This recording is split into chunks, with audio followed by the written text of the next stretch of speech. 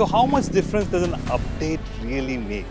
Meet the 2025 Yezdi Roadster. It's got an updated frame, reworked suspension, a refined and updated 334cc liquid-cooled Alpha 2 engine, and now with 2 ride modes as well. With subtle tweaks all around, refined design elements and that unmistakable Yezdi attitude, the Roadster is here to make a solid statement. But is it all looks or is there more substance underneath? That's what we intend to find out, and the only way to do it is on the road. And we're riding the Yezdi Roadster in beautiful Coorg to find those answers. Is it worth considering if you're in the market for a modern classic roadster in that segment? Let's go find out. But before that, please do consider liking the Car and Bike channel. Hit that bell icon if you haven't yet, so that you get notified every time we ride a new bike, drive a new car, and tell you all about it. Going low like the baseline, trying to come through, told them hit me on a FaceTime. One look at a 2025 Yezdi Roadster and it's clear, this thing means business. With its low-slung stance, wide bars and muscular tank, it's got that rugged, road-ready attitude. But there's refinement too. The detailing, the finishes, the proportions, it all screams modern classic. It's bold, it's balanced, and whether it's parked or on the move, it knows how to turn heads. Yeah, go get it, yeah. So 2025 Yezdi Roadster is available in 5 different colors. This one particularly is my favorite. It's called Shark Skin Blue. There's also a Shadow Black, there's Blood Rush Maroon, there's Savage Green, and there's a Smoke Grey. So 5 colors in all. You let us know what you think of the design, the dimensions, the proportions of the new Yezdi Roadster. Now I'll just run you through a bit of specs and proportions. Seat height is 795 mm. It's quite a comfortable seat to place yourself in while riding. Reach to the handlebar is quite nice. Foot peg position, not very far forward, not very rear set. It's quite comfortable actually to ride this, whether in the city or on a long ride, like the way we are doing right now.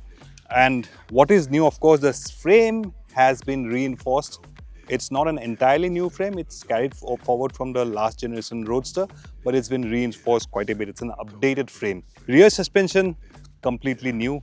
Front suspension, 41 mm telescopic front fork. It's got about 150 mm travel. That's the damping of the front suspension has been changed. And talking about the suspension, the angle, the steering angle has also been widened by 0.5 degrees. So the wheel has moved forward. Ground clearance, 170 odd mm. Rear suspension travel about 105 mm. Now, curb weight is about 184 kgs. So it's not very heavy. It's quite easy to push it back and forwards if you want to push it around parking lots. So that's the new Yezdi Roadster. Let us know in the comments what you think of the design. Do you like this design? Do you like this particular color? Do let us know all that in the comments. If personalization is your thing, you have over 50 official accessories to choose from to build your Yezdi Roadster the way you want it, straight from the showroom. This one, the pillion seat is detachable, so it's been detached, giving it the classic bobber vibe, but you can put it back. And of course, for those of you who want a single piece seat, that's also available as an accessory. This bike also comes with an accessory windshield. You also have a slightly lower cowl, which is an accessory, and from different crash guards, luggage stays, indicators, a whole lot of long list of accessories are available on the 2025 Yezdi Roadster to build it the way you want to. You can also choose different kinds of LED turn indicators. These are bulb type indicators, but you can choose a sleeker LED turn indicators with the tail light integrated onto the turn indicators. Now on my bike, the tail light is positioned here on the tire hugger, but now we rode in a convoy from Mysore to Coorg and I noticed bikes in front of me with the tail light mounted here. This thing really bumps on bumps, it really shakes and vibrates. So that's my recommendation is if you are going to buy the Yezdi Roadster, go for the integrated turn indicators and tail lights. That gives it a neater, cleaner look than the hugger mounted tail light. Now the single pod instrument console, it's an LCD unit. It gives that classic, modern classic look with that LCD console. It's got all the information you need really, but the visibility under direct sunlight is not that great. It's a bit of a struggle even now in daylight to read all the information, especially when you're on the go. Even when standing still, the visibility of that console could have been better. I think overall, that's something that Yezdi should have looked into.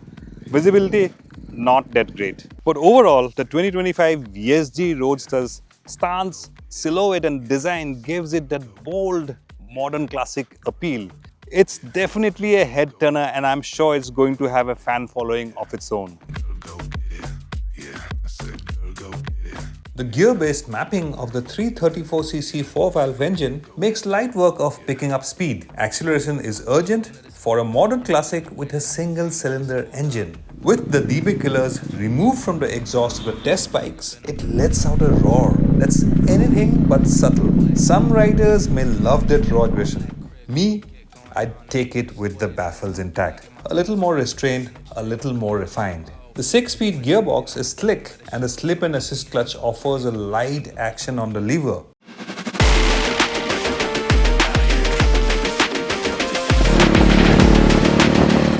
So that's the bike we've been riding from Mysore to Coorg here and rode across different scenarios, rode up to Chamundi Hills in Mysore, outskirts of Mysore, then on the highway, across several small towns, different road surfaces.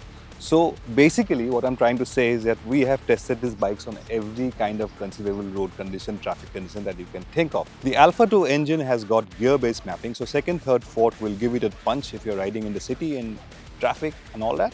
And fifth gear you can sit comfortably at 40 kilometers per hour without the engine knocking. Sixth works like an overdrive when you're out on the highway.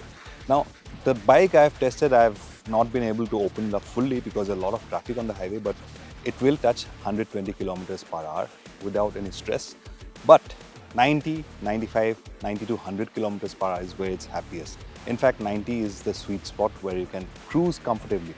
Now there are two ride modes on this, city and power. City top speed is limited to 100 kilometers per hour, and if you want the full performance go beyond 100, you'll have to switch to power mode. And how you do that is long press the mode button, but you have to be below 30 kilometers per hour speed or the bike should be stationary.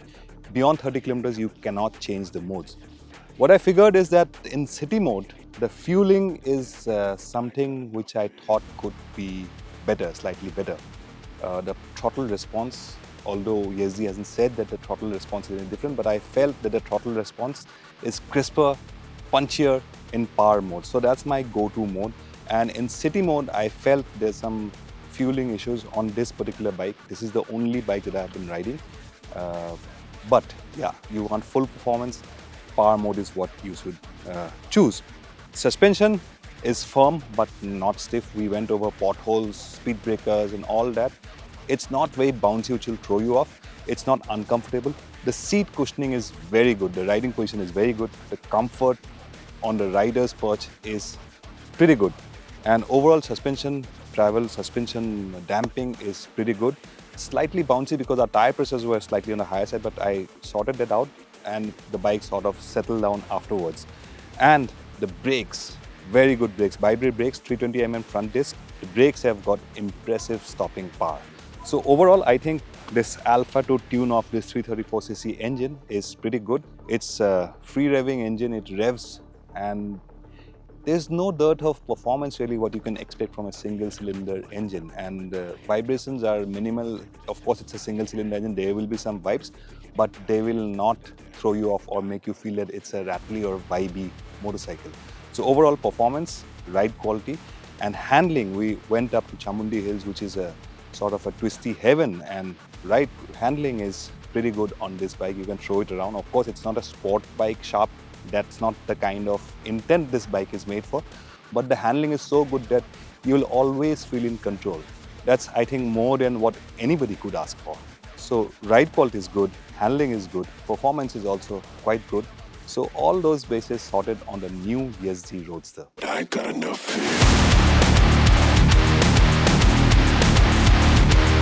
The new Yezdi Roadster is available in a choice of 5 colors with prices with GST benefits now starting at under 1,94,000 rupees for the base variant in sharkskin blue color option. The top spec premium shadow black variant, which gets standard features like LED turn indicators with integrated tail light and a flat and straight handlebar, is priced at 2,08,000 rupees. I got enough.